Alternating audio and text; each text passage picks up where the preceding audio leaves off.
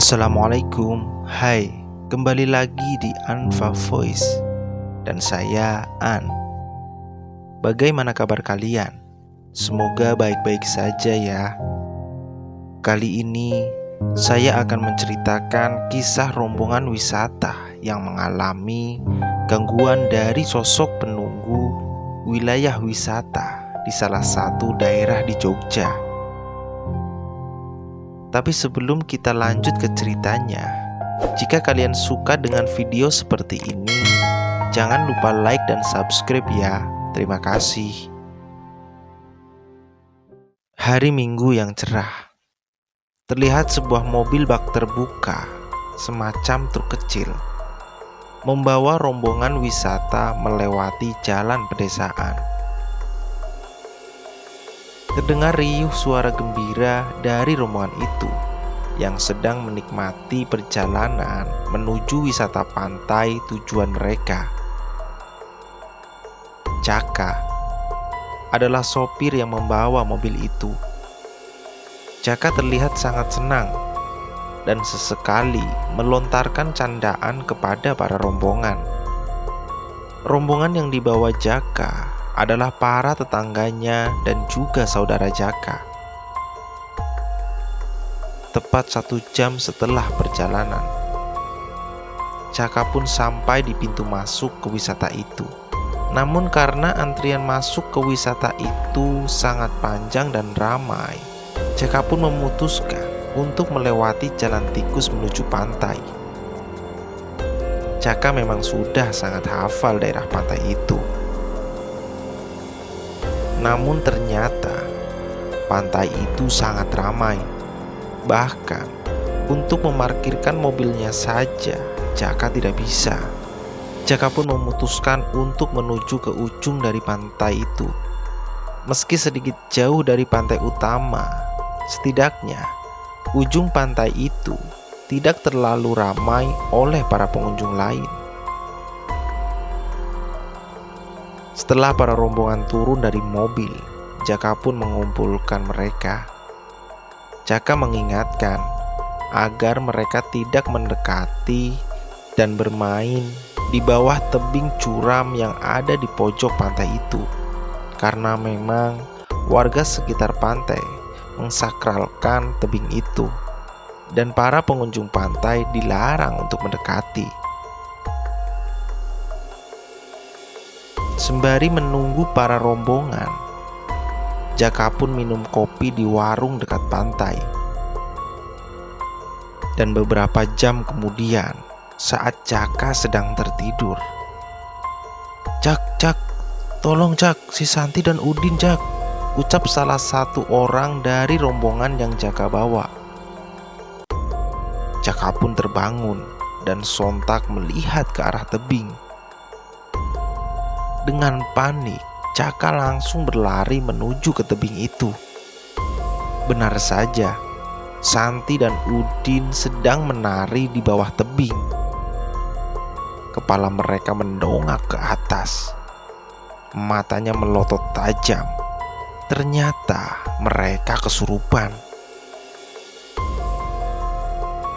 Usut punya usut, sebelum mereka kesurupan, ternyata mereka sempat berfoto selfie di bawah tebing itu. "Saya kan sudah bilang, jangan ada yang berani mendekati tebing," ucap Jaka dengan nada kesal. Semakin lama, Udin dan Santi pun semakin menjadi. Para pengunjung pun hanya bisa melihat, karena sudah banyak orang yang mencoba menolong. Namun tak satu pun ada yang bisa.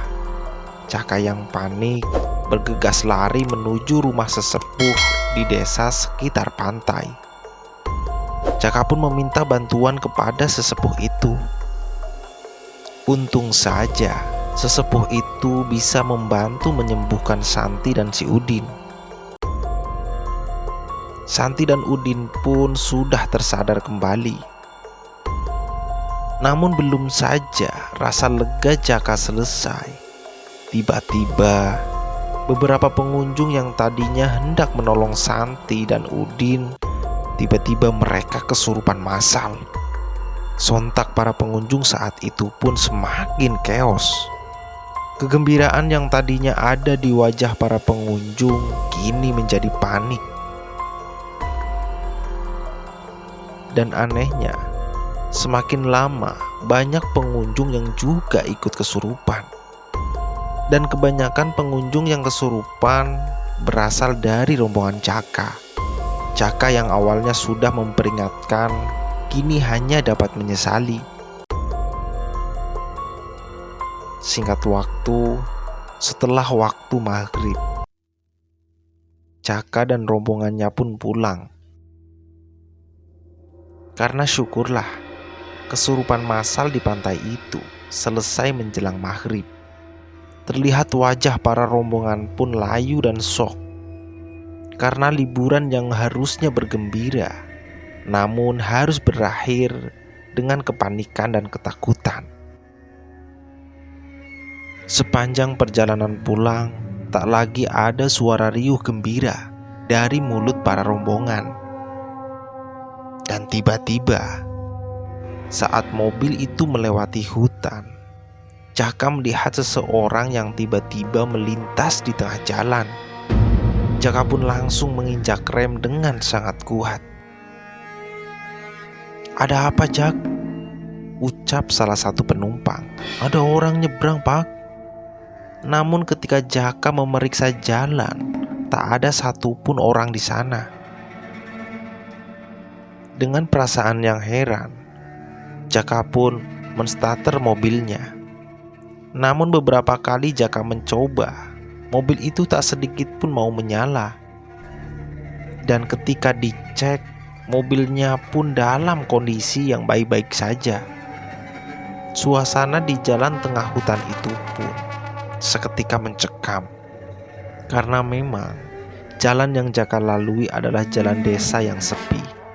Caka amat merasa heran. Kenapa mobilnya tiba-tiba bisa mogok seperti itu? Caka pun menyuruh semua penumpang turun.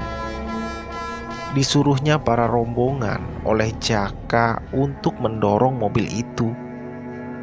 Dan anehnya, meskipun didorong oleh banyak orang, mobil itu pun tak sedikit pun bergerak. Perasaan heran dirasakan oleh semua rombongan, juga Caka. Di tengah kebingungan, tiba-tiba Caka melihat sosok wanita yang tadi menyeberang jalan di balik pohon. Wanita itu menggunakan kebaya dan selendang seperti penari. Terlihat wanita itu pun tersenyum ke arah Caka. Caka yang kini sadar bahwa itu bukan manusia, langsung membalikan pandangan dan membaca doa. Seketika itu pun sosok wanita itu perlahan menghilang. Caka bergegas masuk ke dalam mobil dan mencoba menstarter mobilnya kembali.